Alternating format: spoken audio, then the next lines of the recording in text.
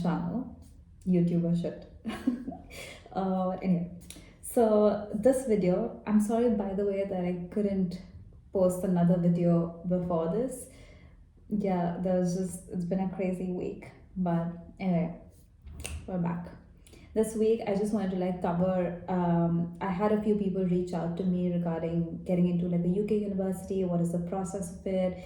And this is not really my genre because obviously I'm post a bit more about fitness and everything, but I still wanted to make sure that I put something together for you guys in case you want like a short guide to get started with the process. So yeah, this might be a slightly longer video, but yeah, just stay with me. So essentially, if you're planning to get into like a UK university, I think the first thing you need to ask yourself is, are you planning to get a job over here and experience what the UK market is like, and get like a bit of experience in that sense, or are you planning to go back home, and then start something of your own or get like another job over there? So I think that's one key thing that you need to understand. And obviously, you might say that, okay, we don't have these things planned out, and sometimes it's okay not to have these things planned out, but your perspective or the way you approach certain things will change significantly depending upon what your decision is. So get that sorted. The reason why I say this is because if you are planning to get a job over here, know that companies, they don't usually care too much about, oh, you're from a Russell Group University or something, unless you're from Oxford and you've completed like some high demand course in it. But yeah, like it all comes down to your experience and your skill set, especially when it comes to like commercial roles, for example. Like, learning from my experience, which is why I'm telling you, like let's say for example, you're choosing something in marketing. I'm in marketing. So if you're choosing something in marketing, it's essential for you to choose something like a course that gives you that hardcore skills instead of just teaching you how to research and write, because that's not enough.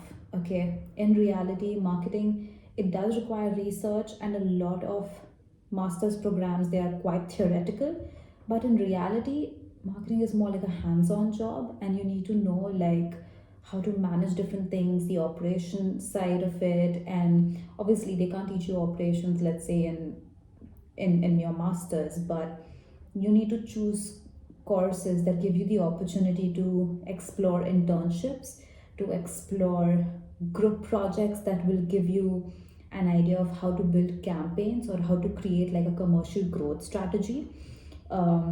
So like all of these things that you need to take into account. I can elaborate on this like a bit more in case you're looking for a marketing course. Then I can give you like a bit more in-depth things to look for when you're looking for a course. But the goal is to put down like a list of skill sets that your potential employers will be looking for, and then go back to the drawing board and see what master courses are offering that to you. Okay, then the next thing. I'm just looking into my notes right now. Yeah, and the next thing is that some universities, for example, my university had like a consultation program, which is pretty cool. I don't know if other universities have that. I think they do. But essentially, you get to contact or you get to work alongside a client which might or might not be from the same university, and they propose like a challenge that they're facing. Like, let's say they have like a product or service that they're trying to launch in the market.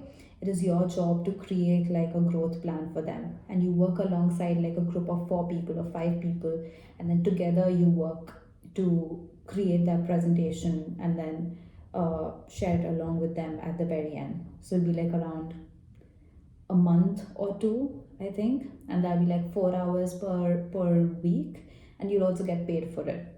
So yeah, that's a good other side hustle to consider. Um, Before you get started, obviously it's important for you to like do your research and everything, but try to get in touch with as many consultants as possible, especially if, like, let's say you're in India. There are tons of consultants to help you out with moving abroad, right? And they don't charge you. So talk to like 10 consultants, ask them the same or more questions, get as much information as possible, and then just create a list. This will help you get like an idea of the playground, of what are the things that you need to take into account while moving abroad, right? Who are the people that you need to get in touch with, what are the documents required, what are the research points that you require. So to give you an idea, if you're planning to move abroad, man, you've got to do a lot of research, okay? And you have to come back to it with the same level of intensity and energy every single day, because you are the one who wants to move abroad. So it is what it is. So I'll put down like some links in the description, like some of the consultants that I got in touch with. I'm pretty sure you guys must already know if you've ever researched like leverage education or advice or something like that, but I'll still put down the links. um, you can probably ask them questions, like even Google will give you answers, but you can ask them questions like, okay, what is the placement rate after completing this XYZ course? Or is there like an alumni who has got placed, and can I get in touch with them? They might have contact information. You can get in touch with this XYZ person and talk to them about their experience. What is the starting salary in the UK for completing this course? And if you're, let's say you're taking a loan from the bank or from a family, whatever, how long will it take for you to repay it? So that's another thing to consider. So yeah, quite a few questions. And Leap Scholar has like a really good article on what all questions you can ask your consultants, so I'll share that as well in the description below. Then moving on to some documents that you require. Now, when you reach to the document stage, let's say you've done your research, you know what university you want to go to, you need to start working on certain documents, right? There's another point I want to cover before this, which is like scholarships and funding, but that I'll cover in a bit.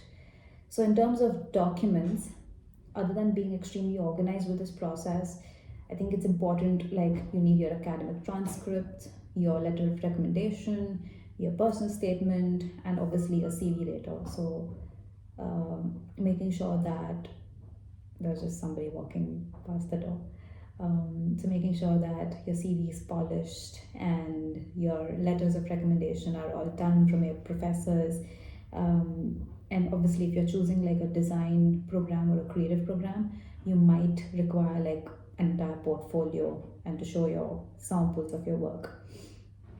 And then again, you have to give like IELTS or TOEFL for your English proficiency. So that's obviously another thing to prepare for. So I think when it comes to UK, that's like in USA, you require more of GRE and everything. But if it's in the UK, if you're applying for a commercial program, I think it's just TOEFL or IELTS, something like that you require. So you need to prepare for that. Check for what requirements your university requires and what score you need for that.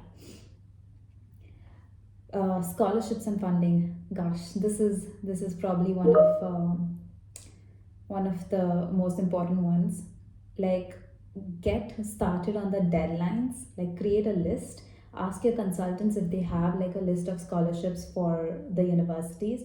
Get their deadlines matched, and then start preparing for it, because you might be somebody who has like a lot of money, but nobody wants to willingly pay extra money to yeah, for the university, especially if you consider like a Russell Group university, they're gonna charge you a bomb. So make sure that you have like your scholarships in place. And yeah, and then basically when it comes to your personal statement, once the scholarship is done, once your documents are ready, now you're ready to submit. You also have to work on your personal statement. So including like a document, or like making sure that it's actually compelling, like what is the purpose of that personal statement. It should outline your current background, what your academic background is, what your professional background is, how hungry are you to learn more about it, and what are you going to do with this information when you go into the industry, where you're either starting something of your own, or you're working with another startup or something, how are you planning to use this information and make the university proud? That's the narrative that we're trying to set, right? So make sure that you outline your career goals, why you're interested in the program, and you need to make sure that you communicate why you would be like the most, preferred candidate. Like I have like another video from one of my favorite YouTubers. He's younger to me. His name is Shaurya Sinha, and he's brilliant in terms of the energy he brings to the platform, and he's created like an amazing video. He's now a Stanford student, so definitely a video you should watch about his personal statement. And the last thing is your letters of recommendation. So obviously getting in touch with your professors, and a lot of them, they're going to be like, they're going to try and delay the process. So at least in my experience, so I'd suggest you to just get started on it on your own and then just go for permission. Like, better be like, yeah, just say that this is what I've prepared for you, and yeah, he can make changes on it, or like on his own, or just sign it basically. So yeah, that's some of the things that you can consider when you travel to the UK. Okay, so yeah, I've got quite a few links, and also, by the way, I made like a LinkedIn article, like I wrote a LinkedIn article on this. I will share the description, I will share the link in the description as well. Make sure that you read it because it's a bit more succinct, and all of the links are mentioned over there. So make sure you watch that, and yeah, and then connect with me on LinkedIn. So thank you for watching the video. See you next time, and yeah, stay tuned. All right.